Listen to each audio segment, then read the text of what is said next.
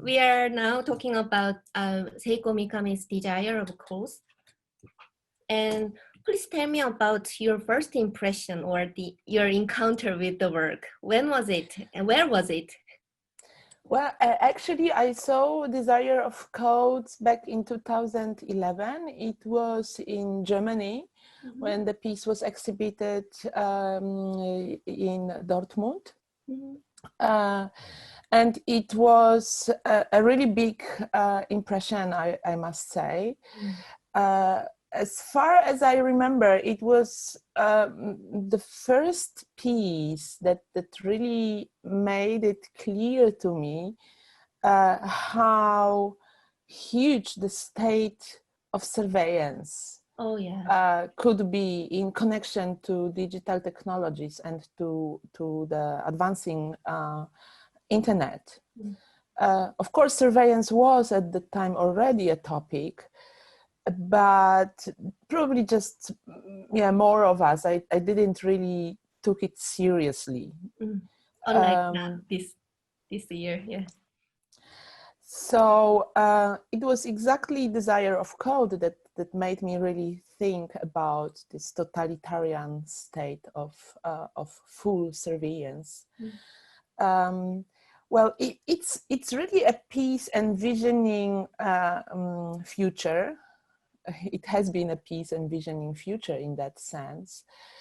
And I also remember this kind of scary, uncanny feeling when entering the piece, the space of the installation,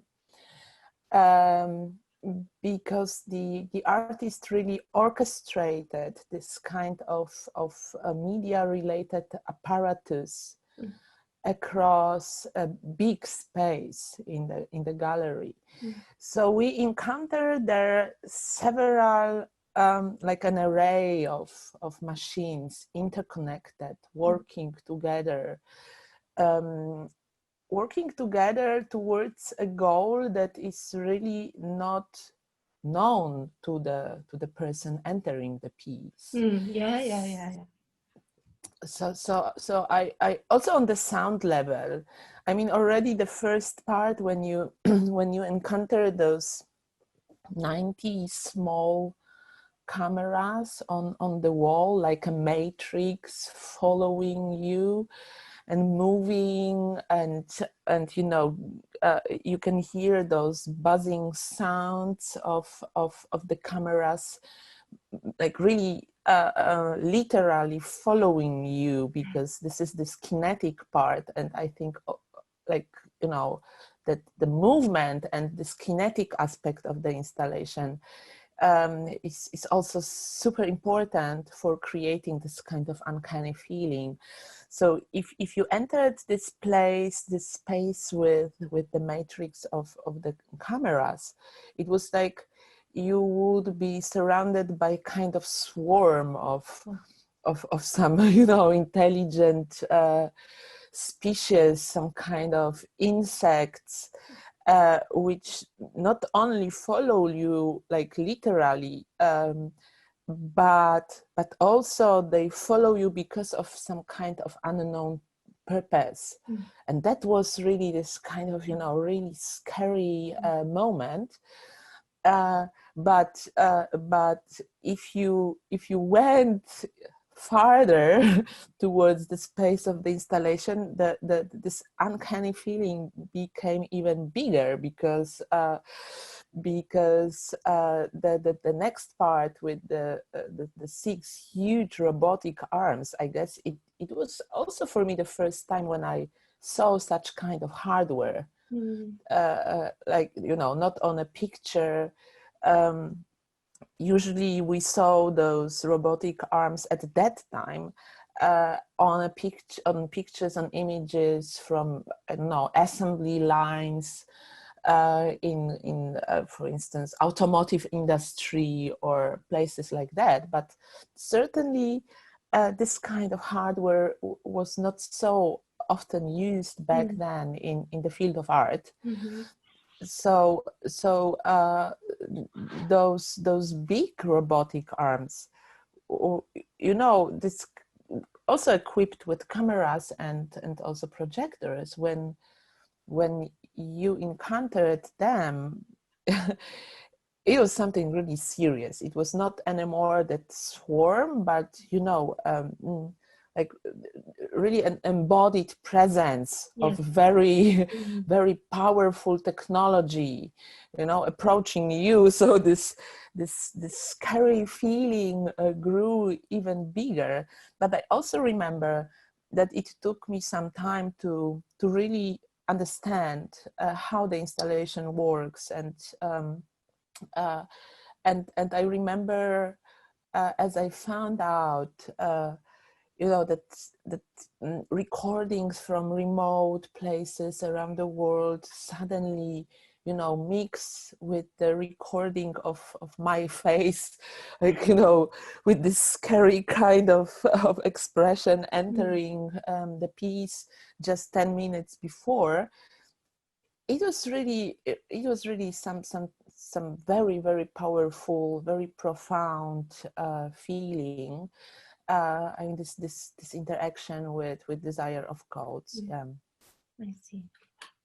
In my case, I saw the piece in Yamaguchi YCAM, Yamaguchi Art Center for Art and Media, and I was the only audience back then. So I went there to see the work, and then I realized the work is seeing me. It was a very exceptional experience that to be seen by the work, I was observed by the work.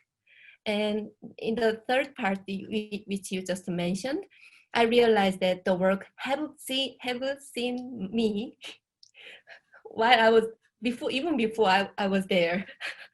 So if we imagine the invisible network behind the piece, which is internet covering whole globe, wow, this is just a part of the creature, let me say, the thing, which are some huge part of, it's a part of the huge surveillance technology.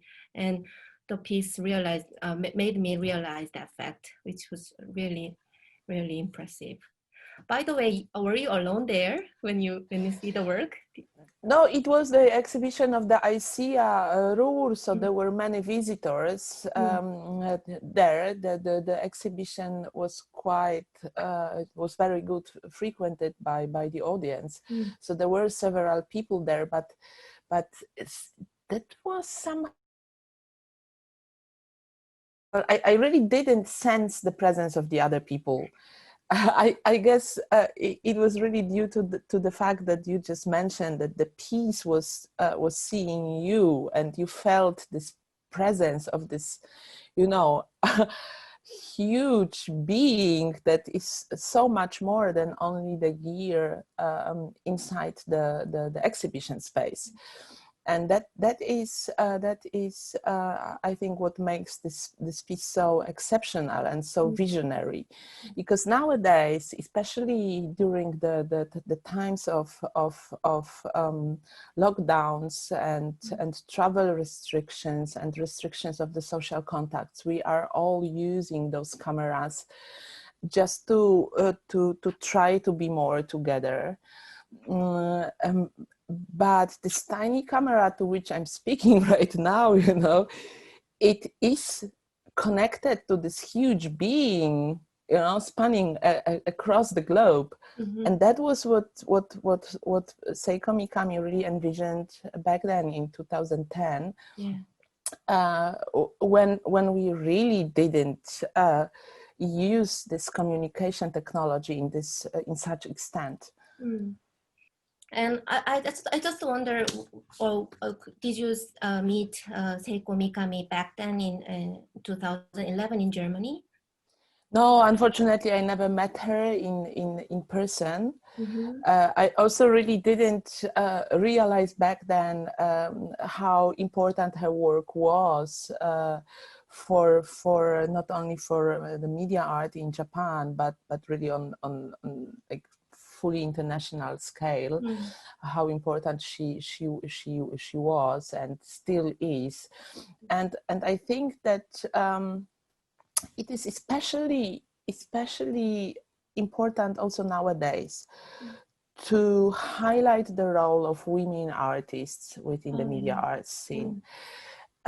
It is not only, you know, that women are omitted in the official history of art, let's say like the mainstream contemporary art, or like the really the mainstream of the art. So like the general audience for sure thinks that technology is you know, an area where men are have the leading role.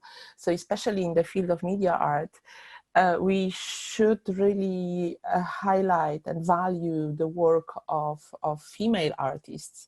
And in the, I would say, in the revolutionary times of media art, in its beginnings, when the international community of artists really believed in the liberating aspect of media art, liberating aspect of internet, there were, you know, as many women artists as men, like part of this very vital, very exciting movement.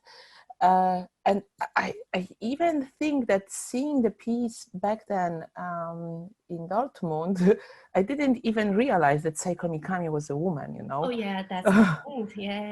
Yeah. So it was like, it didn't matter in a way, but I remember when I discovered her position and her person as a female artist within, you know, when I started to like work more focused, to be interested in more focused way, more professionally in media arts from Japan, I remember that it was a kind of discovery for me. So her standing is also like, is being proved, and her important role for media art in Japan is being proved by, you know, by the fact that her works are like still being shown. It is taken care of them in terms of preserving the technology, keeping the very complex works alive. And it is a matter of academic research on both theoretical level and also on the level of really keeping good or keeping good care of the technology behind her pieces. I couldn't agree with you more as for the fact that she was very distinguished figure, and as a female media artist, at the same time artist, you know. That was the thing that she mentioned when I met her in 2009 in person. I interviewed her for 1 hour, and she said one cannot see any characteristics related to the being female or being Japanese, because her work is the work. We don't need other categories, because her work itself is powerful enough and can completely equal. Her work is completely on the equal ground for the critics. I do agree with your point. Maybe I can mention the other project which was introduced in SIAF, the festival, which is a Recenstor project. And I wonder what was your intention to introduce these two works at the same time at the SIAF? Well, you know, when I started to work on concept and program of media art for SIAF2020, I was really asked so many times, especially in Sapporo, what is media art? You know, what is its characteristics, and how does it you know, interfere with this contemporary art.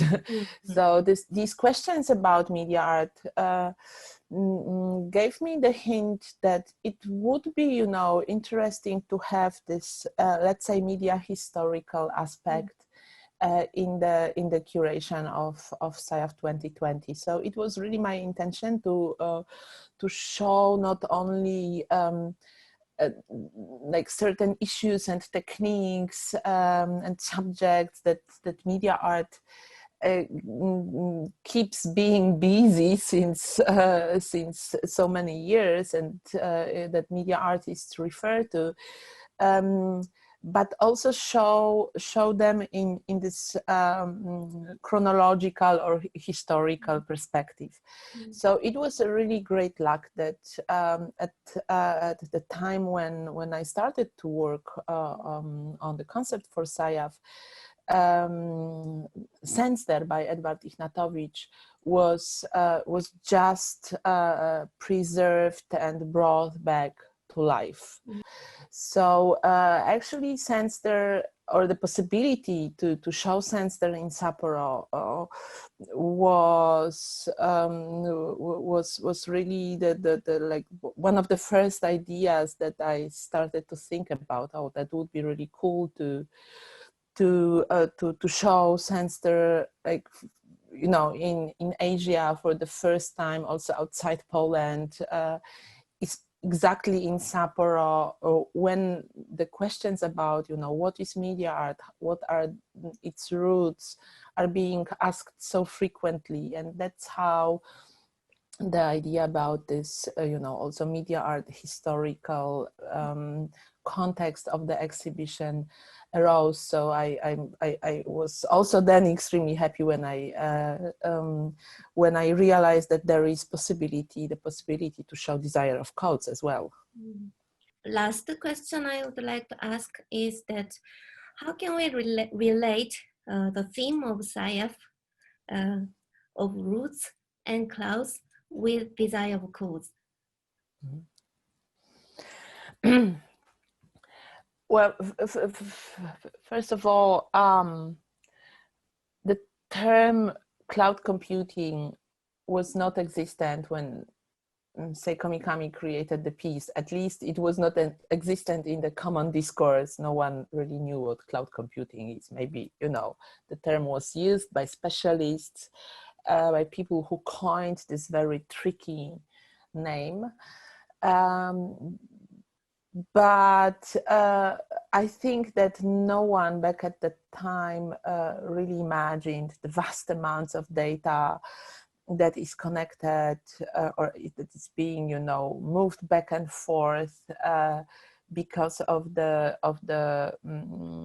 way we communicate with each other, and because of how the economy is being also reshifted towards, you know, digital infrastructure. So I think that 10 years later, it's kind of obvious that this metaphor of cloud is in a way very misleading. So for me, in first place, this, you know, when preparing and working on the concept, for me, the space between roots and clouds is the space of our human activity here on Earth. And this human activity is now totally dependent on technology. Like every aspect of human life is mediated by technology.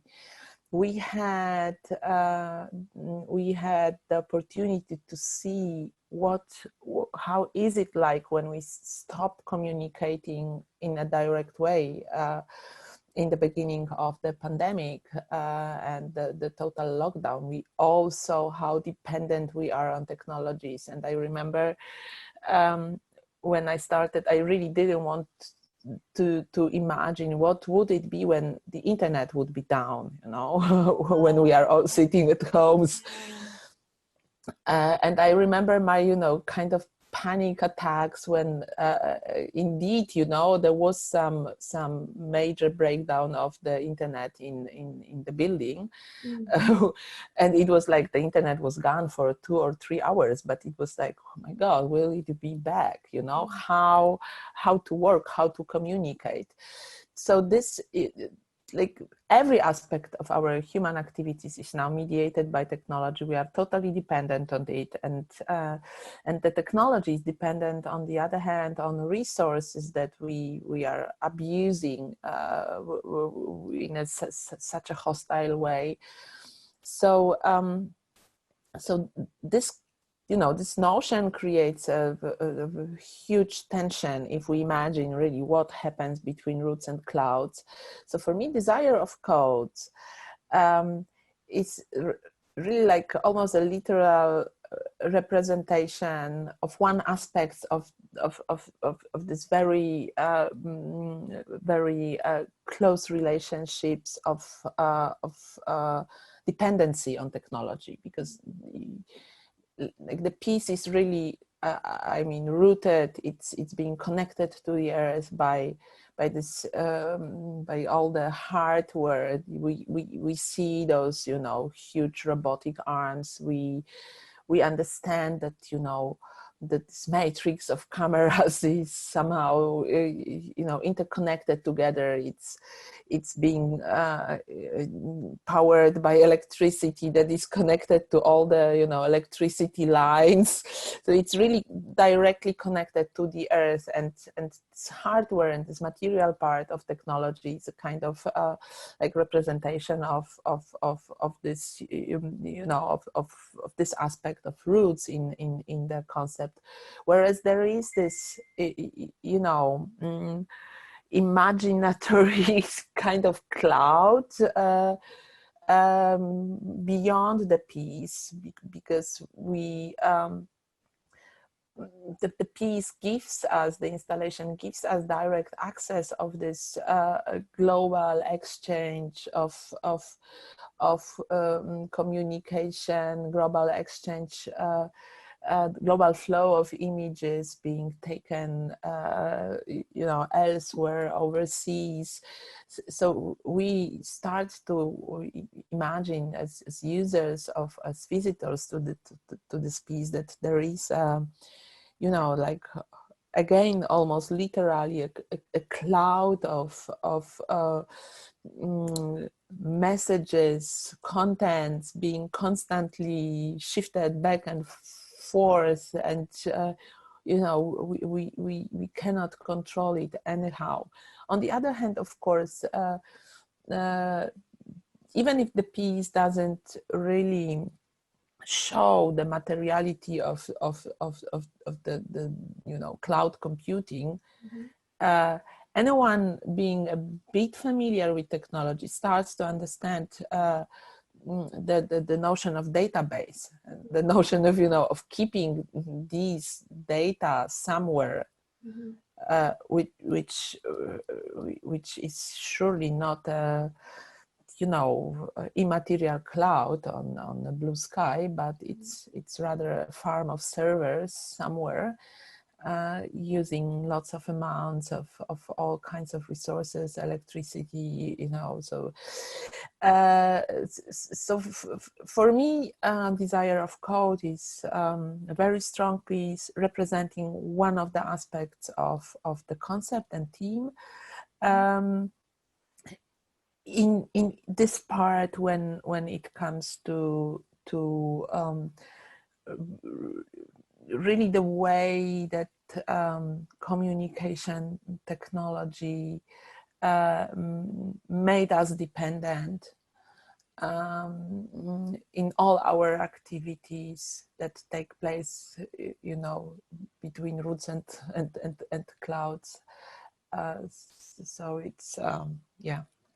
Yeah, and also the theme connects the several aspects you just mentioned with the city Sapporo, which is full of nature, beautiful nature. So literally, it reminds us of the rich nature environment in Sapporo. At the same time, metaphorically, it also comments on the information sphere surrounding us.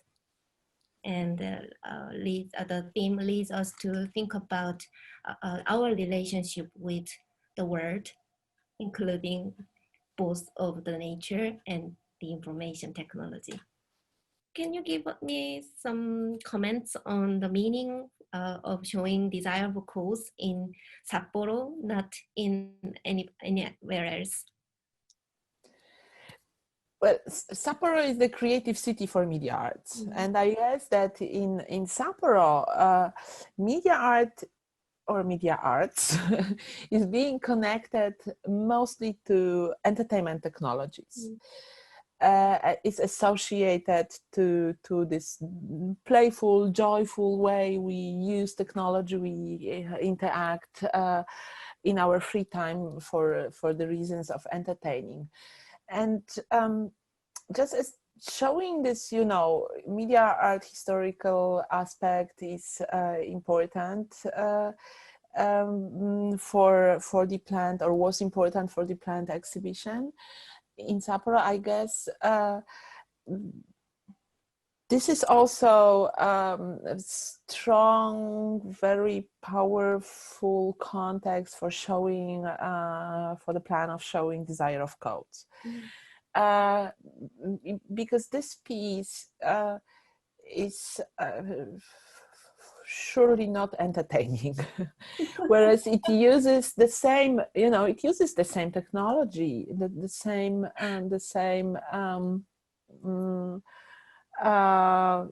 technology in a very similar way that we use them use for the reason of entertainment. You know, you have to have a camera connected to your computer to play games, to you know, to have drinking parties with your friends overseas. But this is the dark aspect of technology, of these technologies, that is expressed in Seiko Mikami's piece.